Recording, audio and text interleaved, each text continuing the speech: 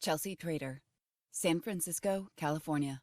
Chelsea stepped off the bus that dropped her off right in front of the Treasure Island Veterans Hospital where she worked. It was raining hard, with a bitter nip in the air, yet she felt hot to the point she was sweating. She figured it had more to do with what she experienced earlier in the day than any sort of bug that she might have picked up. After reporting to the police, she could return to her grandmother's retirement home and get the rest of her things, but not before taking a long, hot shower. Then, with a kiss and a hug goodbye, Chelsea was off, catching the train an hour later and back in San Francisco shortly after. While home for a brief while, she thought about calling in sick. A part of her just wanted to go to sleep and pretend everything that happened today was just some kind of terrible dream. But the second she walked through the front door, her father was already on her case for some nonsense she couldn't remember doing. So, she dressed, slipped into her uniform, and caught the bus, determining it was better to bury her feelings and put all her energy into her patients.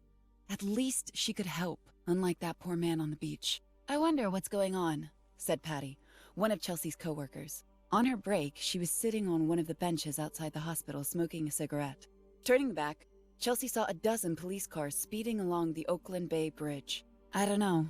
Maybe there's an accident," Chelsea replied. "Hey, I thought you were quitting," she asked, looking back toward Patty.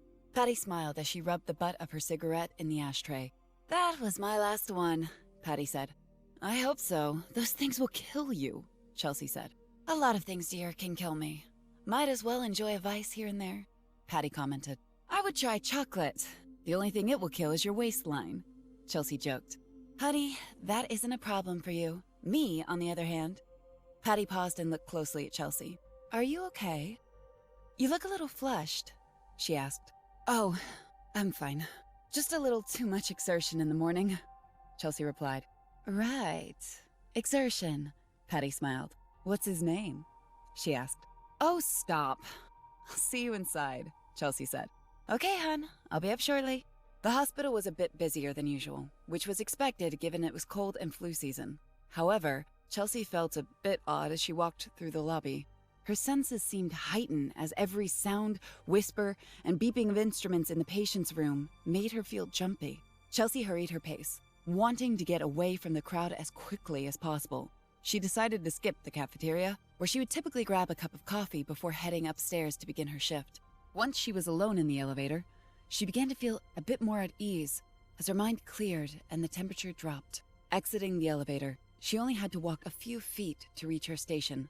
The nursing staff was all looking up at the TV, which was tuned to the local news. "Hey, Chelsea! Have you heard about what's happening in Half Moon Bay?" Steve said as Chelsea put her bag under her desk before signing in. "Your grandmother lives there, right?" he asked.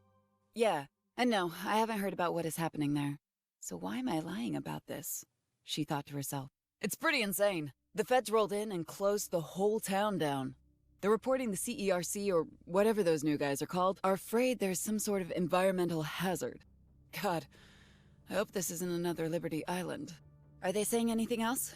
Chelsea asked, wondering if there had been any mention of the cargo ship. "No, they're being pretty tight-lipped about what's going on. Certainly it isn't helping us, though. We have twice as many patients as usual, thinking every sneeze is another attack or something," Steve said. "I'm sure it is nothing and will blow over by tomorrow," Chelsea said. "I hope so. Well, you have a full house today. Your patient list is called up. As for myself, I have a hot date tonight. I'll catch you tomorrow," Steve said as he grabbed his backpack and coat. "Thanks, Steve. I'll see you tomorrow," Chelsea replied. Chelsea printed out her patient list before starting her rounds. It did not take too long before her typical routine set in, and her mind focused solely on the people she was charged with caring for. Hours later, Chelsea was making her second rounds of the day, going to each of her patients' rooms to take readings, jot down their vitals, and generally have a conversation with them. It always saddened her that many of her patients were alone with no family to speak of. Most were old veterans from previous branches of the military or families of vets. Most were generally forgotten now that their service was over. But many still suffering from ailments from long-forgotten wars relegated to history books. "How's it going, Mr. Marshall? Did you sleep well?" Chelsea said as she walked into her last check-in. "Much better now that you're here, my dear," he replied. "Aren't you the sweetest?" Chelsea said as she wrote down Mr. Marshall's blood pressure and heart rate into her pad. "Not as sweet as you. You know, of all the nurses that take care of this old sailor, you've got to be my favorite." "Oh? That isn't what Nurse Jackie said to me. She thinks she's your favorite, Chelsea said. Mr. Marshall blushed, which brought a smile to Chelsea's face. Well, you can't fault an old scuttlebutt for admiring pretty girls, can you? I bet you had plenty of pretty girls in your day, Mr. Marshall, Chelsea said. Oh, I had eyes for only one girl since I was in high school. One girl? Oh, really? Yes. My blessing. My angel. The love of my life since before I knew the meaning of the word. I do hope this story ends with you marrying her, Chelsea said. Of course, but it did take a long time to get to that point. I must have proposed 12 times. She wanted to go to college, but of course, a poor boy from the Bay couldn't hope to afford a big state school like her. So, I figured sooner or later, I was likely to be drafted, so I decided to enlist in the Navy instead, and beat the draft board to the punch. This was back in 1968, so Angel went off to college in Berkeley, and I was sent to Vietnam. That must have been hard, Chelsea said as she changed Mr. Marshall's IV. It was. Those were troubled times, at home and overseas. I thought going into the Navy, I would avoid the worst of it, but I was wrong. I spent 2 tours of duty on a riverboat, going up and down the country, seeing far more action than I thought I would. Angel and I wrote to one another every week, and for a little while, it was touch and go. I was unsure if I was coming home. She wasn't sure she wanted to wait around for me, so I let her go and thought that was the last of it. Was it? Chelsea asked. For a little while, yes. I decided to make a career out of the Navy. What else was I going to do when I got back to the States? Certainly not pump gas for the rest of my life. Angel eventually graduated, married, had a child, and worked in some big accounting firm for the next 10 years. Finally, out of the blue, while visiting my mother in the hospital, there she was. She was also visiting her mother in the same hospital. Don't tell me you two started having an affair. That would not make me happy at all, Mr. Marshall. Oh, good Lord, no. Even I was not that ballsy. No, we just caught up and had a good time remembering the old days. She told me stories of her life, I told her stories of mine. And then, we went our separate ways, only now exchanging numbers. As Mr. Marshall continued his story, Chelsea suddenly began to feel very sick, to the point that the color in her face seemed to wash away. We frequently spoke over the next couple of years. Her marriage eventually came to an end, and I retired from the Navy. It was around that time that we thought it might be worth giving us another try. He stopped his story as he saw Chelsea's worsening condition. Are you okay, dear? You look horrible. I'm not feeling very well. Would you mind if I pick this story up on my next rounds? Chelsea asked. Of course. Take care of yourself. I'm not going anywhere, Marshall replied. Chelsea left the room, rushing so quickly to the nearest bathroom that she almost crashed into the chief surgeon. Sorry, she called out, darting into the bathroom. The second she reached the toilet, she threw up. She remained sitting on the bathroom floor for a good 5 minutes, trying to catch her breath. Chelsea? The voice of the chief surgeon said as he walked into the unisex bathroom. Yes, doctor? Chelsea said. Chelsea flushed the toilet and exited the stall before walking over to the sink to wash her hands and face. I'm sorry, Dr. Wells. I don't know what's gotten into me, Chelsea said. It's quite all right. How long have you been feeling this way? Wells asked. He began to take a closer look at Chelsea, touching her skin and looking into her eyes to see if anything was wrong with her. Just today, these past couple hours, she replied. Well, you are a little warm. Your color seems to be coming back. You're not pregnant, are you? Oh, Lord, no! At least, I don't think I am, she replied. It could just be a bug you picked up. I did just come from my grandmother's retirement home this morning. I probably got it there, Chelsea theorized. Perhaps. Anyways, I think you should head home and take the rest of the day off, Wells suggested. That isn't necessary. I'm starting to feel better. I think I can finish my shift. No, I want you to go home and rest. We have plenty of staff on hand today. Someone else can tend to your patients. Go home. I'll see you in the morning if you're feeling better. Okay. Thank you, doctor. After collecting her things, Chelsea decided against taking the bus home, and instead wanted to walk. Even though it was still raining and quite cold, it didn't bother her. She hoped the chilled air might cool her down as her temperature continued to fluctuate. Chelsea's home was her parents' place. An opulent mansion located on Yerba Buena Island, across the land bridge connected to Treasure Island. The estate was quite large for such a small area, with several more modest mansions dominating the affluent neighborhood. The Bay Bridge loomed overhead, jetting through the fog towards San Francisco, which she could barely make out between the white haze. She had to climb up several steep hills to reach the borders of her family's home, choosing to use the side entrance over the main gate, which brought her around to the back where an artistically shaped swimming pool, big enough for a high school swim team to use, was. The home was ultra-modern, with squared construction and large windows that looked less like glass than a natural extension of the walls itself, allowing no one to look inside but giving a magnificent view from within. To Chelsea, this was a symbol of her parents' little empire, as both her father and mother ran one of the most dominant and profitable real estate agencies in the city. To both, image and status were everything, and this house was a monument to their success. Opening the side door, Chelsea wanted to be quiet. Her parents typically noticed she was home, but she did not want to see either of them today. No such luck. "Chelsea, I thought you had work," Nancy Trader said.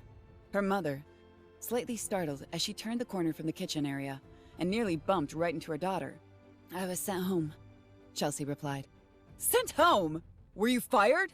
Ted Trader, Chelsea's father, spoke up as he walked into the room following his wife. His head was buried in his cell phone, but the man had proven to be a world-class multitasker. "No, I was not fired, Ted. It is father, dear," Nancy said. Chelsea rolled her eyes. She had taken to calling her dad by his first name over these past 8 months, which irritated her mother to no end. "Don't you have people to take care of? They don't just send a nurse home unless you did something wrong," Ted said.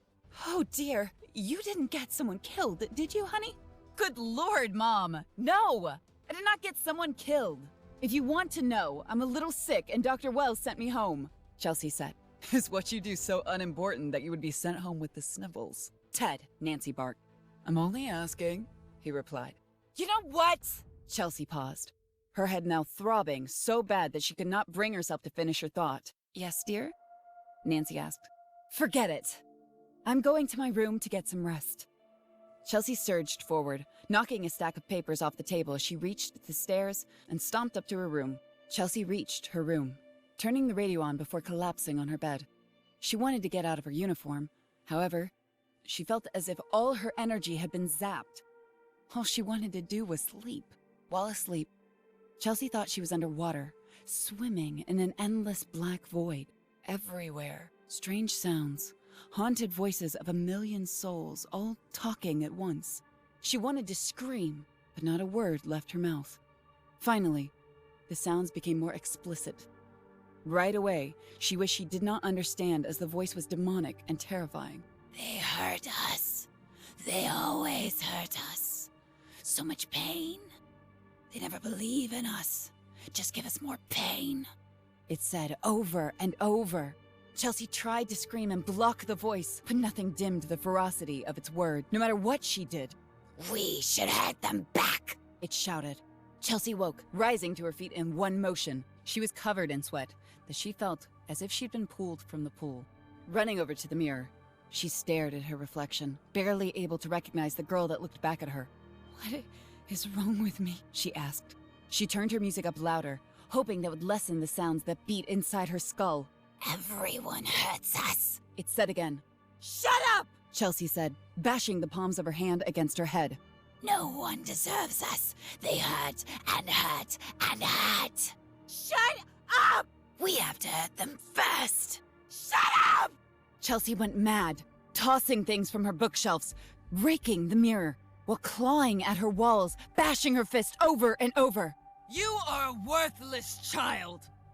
I should have had a son. At least he would not have been such a disappointment."